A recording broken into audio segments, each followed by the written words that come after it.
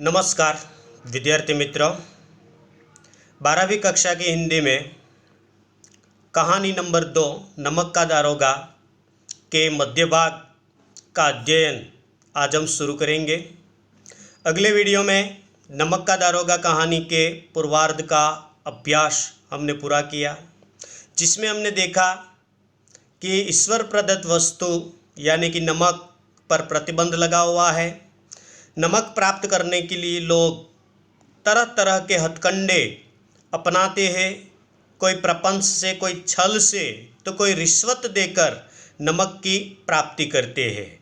और वहाँ से जब हम आगे बढ़े तो वंशीधर अपनी पढ़ाई लिखाई पूरी करने के बाद वो नौकरी की तलाश में निकलते हैं।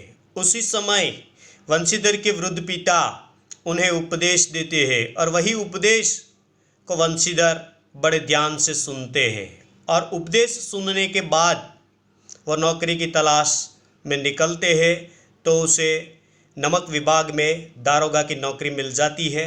दारोगा की नौकरी मिल जाने के बाद वंशीधर ने अपने अधिकारियों से दिल जीत लिया था।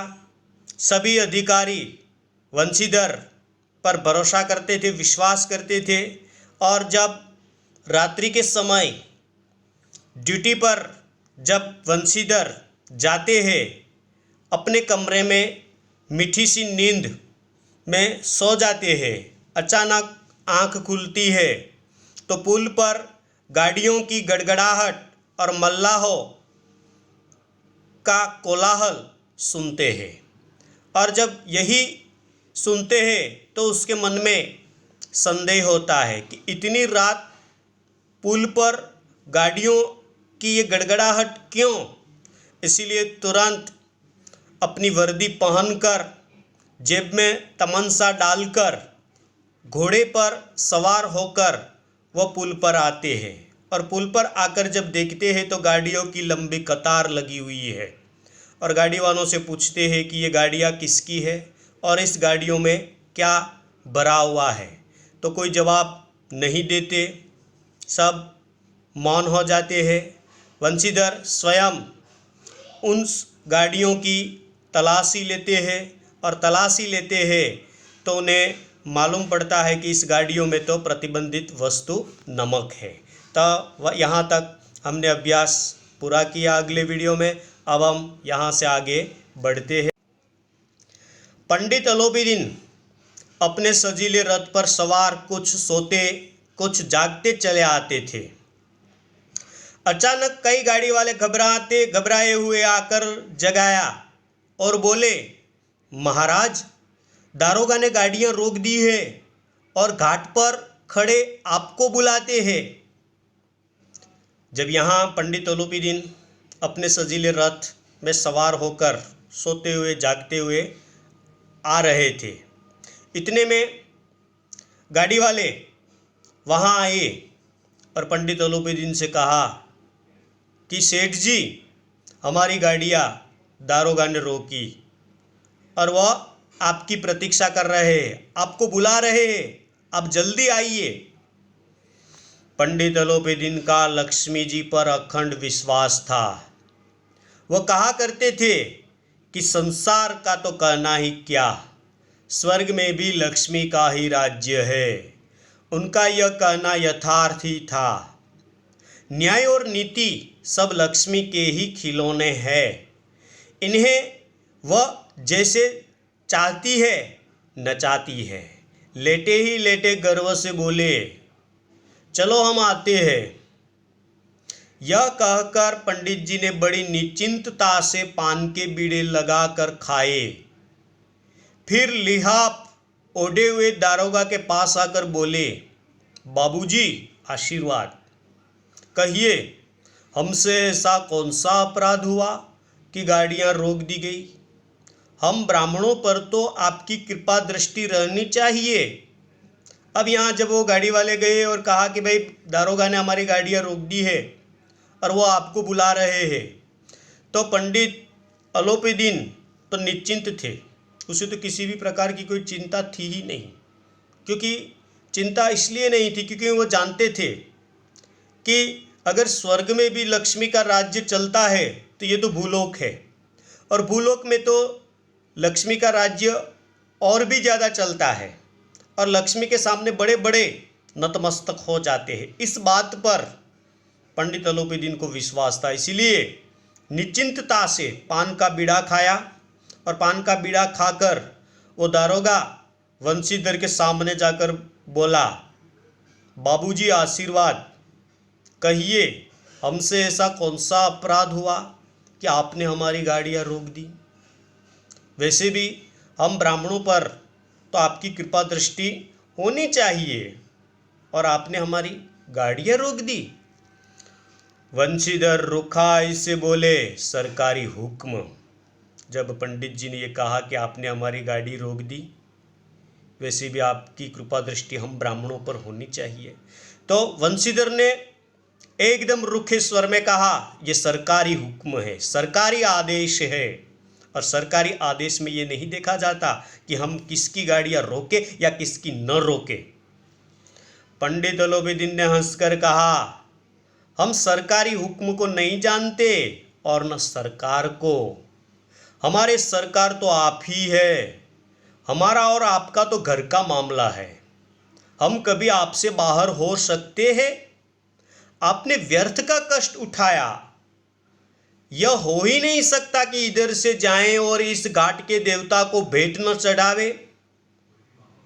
मैं तो आपकी सेवा में स्वयं ही आ रहा था। वंशीधर पर ऐश्वर्य की मोहनी का कुछ प्रभाव न पड़ा, ईमानदारी की नई उमंग थी। कड़क कर बोले, हम उन नमक हरामों में नहीं हैं जो कोडियों पर अपना ईमान बेचते फिरते हैं। आप इस समय हिरासत में हैं, सवेरे आपका कायदे के अनुसार चालान होगा। बस मुझे अधिक बातों की फुर्सत नहीं है। जमादार बदलूसी, तुम इन्हें हिरासत में ले चलो, मैं हुक्म देता हूँ। पंडित अलोपीदीन ने तो हंसकर वंशीधर के सामने ये कहा कि हम सरकारी हुक्म को नहीं जानते, न हम सरकार को जानते हैं, हमारे लिए सरकार तो आप ही है, और आपने ये क्यों मान लिया कि हम यहाँ से गुजरे और यहाँ के देवताओं को चढ़ावा न चढ़ावे? ऐसा तो हरगिज नहीं हो सकता। इसीलिए आपने बेकार में हमारी गाड़ियाँ रोकने का प्रयास किया, क्योंकि मैं खुद यहाँ चढ़ावा देने आ रहा था, इसीलिए आपने हमारी गाड़ी बेकार में रोक दी। और ये बात जब पंडित अलोपीदीन ने वंशीधर से कही तो वंशीधर क्रोधित हो गया, क्योंकि वो ईमानदार अधिकारी था, ईमानदार दारोगा था। इसीलिए उन्होंने स्पष्ट शब्दों में कह दिया कि हम उन नमक हरामों में से नहीं हैं जो कोडियों पर अपना ईमान बेच देते हैं। हम ऐसे अधिकारी नहीं हैं। कायदे के अनुसार आपकी गाड़ी रोकी है, और कायदे के अनुसार ही चालान कटेगा, कायदे के अनुसार ही आपको दंड भरना पड़ेगा। फिलहाल आप हमारी हिरासत में हैं। बदलू सिंह को वंशीधर आदेश देता है और कहता है कि पंडित अलोपीदीन को गिरफ्तार कर लो। मैं हुक्म देता हूँ, पंडित अलोपीदीन को गिरफ्तार कर लो। पंडित अलोपीदीन स्तंभित हो गए, गाड़ी वालों में हलचल मच गई। पंडित जी के जीवन में कदाचित यह पहला ही अवसर था कि पंडित जी को ऐसी कठोर बातें सुननी पड़ी। बदलू सिंह आगे बढ़ा, किंतु रोब के मारे वह साहस न हुआ कि उनका हाथ पकड़ सके। पंडित जी ने धर्म को धन का ऐसा निरादर करते कभी न देखा था। विचार किया कि यह अभी उद्दंड लड़का है, माया मोह के जाल में अभी नहीं पड़ा, अल्हड़ है, झिझकता है। बहुत दिन भाव से बोले, बाबू साहब ऐसा न कीजिए, हम मिट जाएंगे, इज्जत दुल में मिल जाएगी। हमारा अपमान करने से आपके क्या हाथ आएगा? हम किसी तरह आपसे बाहर थोड़े ही है। जब वंशीधर ने बदलू सिंह को ये हुक्म दिया कि पंडित अलोपीदीन को गिरफ्तार कर लो, पंडित अलोपीदीन को पता चल गया कि ये ईमानदार लड़का है, ये उद्दंड लड़का है, ये अल्हड़ है और उस पर धन का कोई प्रभाव नहीं पड़ता, इसीलिए कोई ना कोई उपाय करना होगा, कोई ना कोई प्रयत्न करना होगा, इसे राजी करना होगा। अगर ये राजी नहीं हुआ तो मेरी इज्जत धूल में मिल जाएगी। इसीलिए वो एकदम कोमल स्वर में वो कहता है कि आप ऐसा मत कीजिए, हमारी इज्जत धूल में मिट जाएगी और लोगों के सामने हम मुंह दिखाने लायक नहीं रहेंगे। इसीलिए आप ऐसा मत कीजिए, हम थोड़े आपसे बाहर के हैं। ऐसी विनती पंडित अलोपीदीन वंशीधर से करते हैं, लेकिन वंशीधर पर इसका कोई प्रभाव नहीं पड़ता और कठोर स्वर में वंशीधर ने कहा, हम ऐसी बातें नहीं सुनना चाहते। पंडित अलोपीदीन ने बहुत विनती की, लेकिन वंशीधर ने कठोर स्वर में कहा कि हम ऐसी बातें नहीं सुनना चाहते, स्पष्ट इनकार कर दिया। अलोपीदीन ने जिस सहारे को चट्टान समझ रखा था पैरों के नीचे खिसकता हुआ मालूम हुआ। स्वाभिमान और धन ऐश्वर्य को कड़ी चोट लगी, किंतु अभी तक धन की सांख्यिक शक्ति का पूरा भरोसा था। अपने मुख्तार से बोले, लाला जी 1000 के नोट बाबू साहब को भेंट करो, आप इस समय भूखे सिंह हो रहे हैं। पंडित अलोपीदीन तो डर गए। उसे ऐसा लगने लगा कि पैरों तले की जमीन सरक रही है। आज तक पंडित अलोपीदीन के सामने ऐसा अवसर नहीं उत्पन्न हुआ था, लेकिन आज जब वंशीधर के सामने उन्होंने यह स्थिति को देखा तो पंडित अलोपीदीन को भी डर लगने लगा। उन्हें ये डर लगने लगा कि ये ईमानदार वंशीधर मेरी बातों को नहीं मानेंगे, और जब नहीं मानेंगे तो लोगों के सामने मेरी इज्जत क्या रह जाएगी। इसीलिए पंडित अलोपीदीन तुरंत अपने लाला जी को बुलाते हैं और कहते हैं कि साहब को 1000 रुपये का नोट दे दो। इस समय साहब भूखे सिंह की तरह है, इसीलिए उसे 1000 रुपये का नोट दे दो। वंशीधर ने गर्म होकर कहा, 1000 नहीं 1,00,000 भी मुझे सच्चे मार्ग से नहीं हटा सकते। जब 1000 का ऑफर किया पंडित अलोपीदीन ने तो वंशीधर गर्म होकर कहा, 1000 तो क्या 1,00,000 पर भी तुम मुझे सच्चे मार्ग से हटा नहीं सकते। धर्म की इस बुद्धिहीन दृढ़ता और देन दुर्लभ त्याग पर मन बहुत जुझलाया। अब दोनों शक्तियों में संग्राम होने लगा। धन ने उछल उछल कर आक्रमण करने शुरू किए। 1 से 5, 5 से 10, 10 से 15 और 15 से 20,000 तक नौबत पहुंची, किंतु धर्म अलौकिक वीरता के साथ इस बहुसंख्यक सेना के सम्मुख अकेला पर्वत की भांति अटल अविचलित खड़ा रहा था। पंडित अलोपीदीन ने तो वंशीधर के सामने ऑफर पर ऑफर करने लगे। 1000 से नहीं तो 2000, 2000 से नहीं तो 5000, 5 से नहीं तो 10,000, 10 से नहीं तो 15,000, ऐसे ऑफर पर ऑफर करने लगे। लेकिन वंशीधर में कोई फर्क नहीं हुआ। वो तो एकदम अटल और अविचलित अपने स्थान पर खड़ा रहा और ये ऑफर का कोई प्रभाव वंशीधर पर नहीं पड़ा।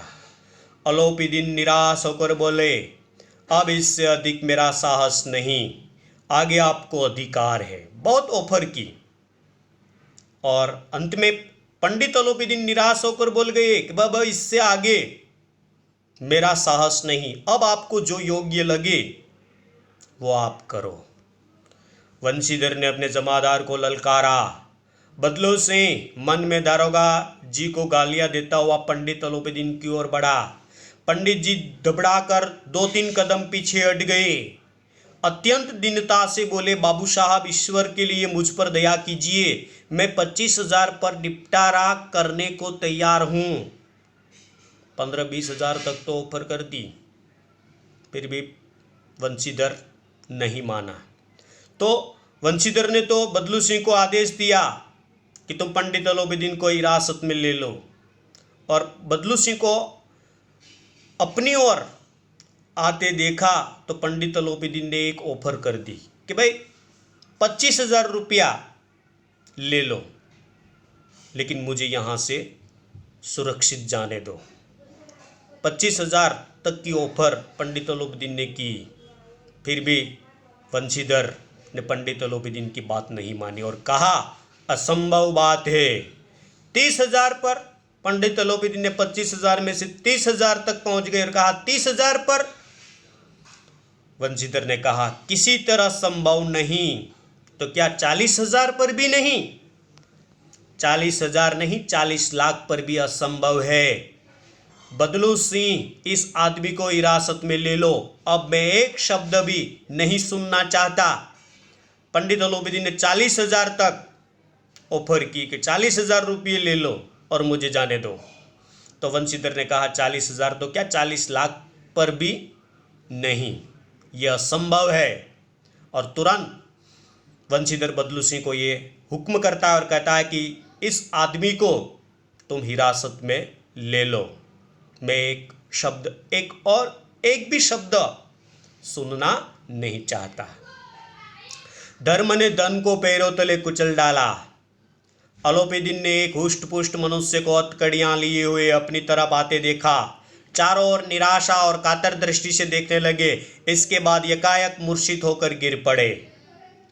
धन ने धर्म को परास्त करने के लिए कई तरह के प्रयास किए, लेकिन धन की जीत नहीं हुई, धर्म की जीत हुई। यानी कि वंशीधर की जीत हुई और वंशीधर ने बदलू सिंह को आदेश दिया कि फिलहाल इस आदमी को, पंडित अलोपीदीन को हिरासत में ले लो। और बदलू सिंह पंडित अलोपीदीन को हिरासत में लेने के लिए आगे बढ़ता है। और जैसे ही हथकड़ियाँ पंडित अलोपीदीन के हाथों में डाली जाती है और यही हथकड़ियों को अपने हाथ में देखकर पंडित अलोपीदीन मूर्छित हो जाते हैं और नीचे गिर पड़ते हैं। तो विद्यार्थी मित्रों, इस कहानी के मध्य भाग को हम यहाँ तक रखते हैं। आने वाले वीडियो में इस कहानी के उत्तरार्ध की ओर अभ्यास करेंगे। अस्तु।